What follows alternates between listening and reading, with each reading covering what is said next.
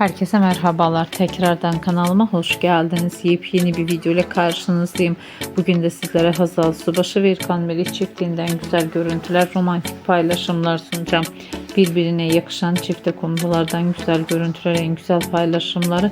Umarım sizler de beğenirsiniz. Sizlerden tek dileğim kanalıma abone olup like atmayı unutmayın. Hoşça kalın, sağlıcakla kalın arkadaşlar.